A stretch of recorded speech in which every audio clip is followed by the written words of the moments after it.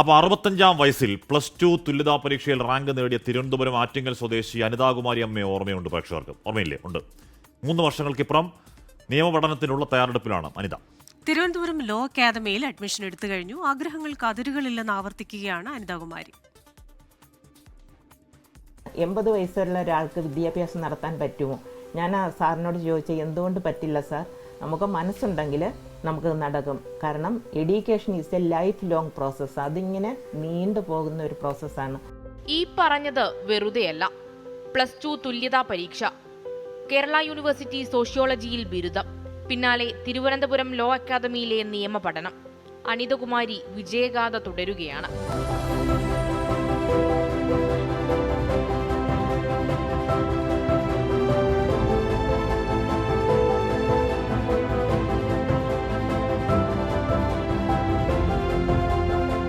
മുടങ്ങിപ്പോയ പഠനം പുനരാരംഭിക്കണമെന്ന ആഗ്രഹം രോഗക്കിടക്കയിൽ നിന്നാണ് ഉടലെടുക്കുന്നത്.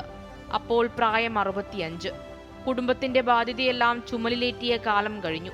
മക്കൾക്ക് നല്ല വിദ്യാഭ്യാസം നൽകി. ഇനി ആഗ്രഹം സഫലീകരിക്കാനുള്ള സമയമെന്ന് മറ്റൊന്നും ആലോചിക്കാതെ തീരുമാനമെടുത്തു. പൊതുവെ നിയമം പഠിക്കാൻ കുറച്ച് ബുദ്ധിമുട്ടാണെന്ന് പറഞ്ഞു കേട്ടിട്ടുണ്ട്. പക്ഷേ ബുദ്ധിമുട്ടുകളെ തരണം ചെയ്ത് തന്നെയാണ് ഞാൻ ഇപ്പോൾ എൻ്റെ ഈ പഠനത്തിൻ്റെ എല്ലാ വഴികളും പിന്നിട്ടത്. അതുകൊണ്ട് തന്നെ ഇതും ഞാൻ അത്രയും ഗൗരവതരമായിട്ട് തന്നെ എടുത്തുകൊണ്ട് പഠിക്കും. കുട്ടിക്കാലത്ത് മാതാപിതാക്കളുടെ ആഗ്രഹമായിരുന്നു നിയമപഠനം. പക്ഷേ സാഹചര്യങ്ങൾ അനുവദിച്ചില്ല. വർഷങ്ങൾക്കിപ്പുറം 68-ാം വയസ്സിൽ കുടുംബം പിന്തുണയുമായി എത്തിയപ്പോൾ അനിതകുമാരി നിയമപഠനം ആരംഭിച്ചു.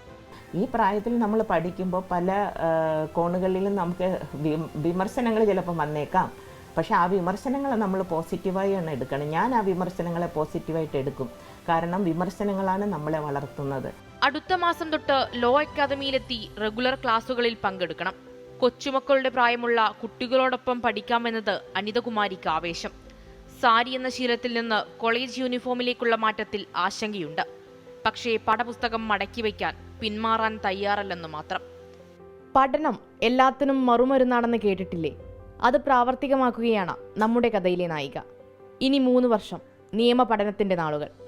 ക്യാമറമാൻ ജിഷ്ണു സുരേന്ദ്രനൊപ്പം മേഘ്ന മുരളി, 24 തിരുവനന്തപുരം. ലോകത്തെവിടെയായാലും ഏത് സമയത്തും 24 വാർത്തകളും ഓഗ്മെന്റഡ് റിയാലിറ്റി പാക്കേജുകളും എക്സ്പ്ലെയിനറുകളും വിശദമായി കാണാൻ ഞങ്ങളുടെ യൂട്യൂബ് ചാനൽ നിങ്ങൾക്ക് സബ്സ്ക്രൈബ് ചെയ്യാം.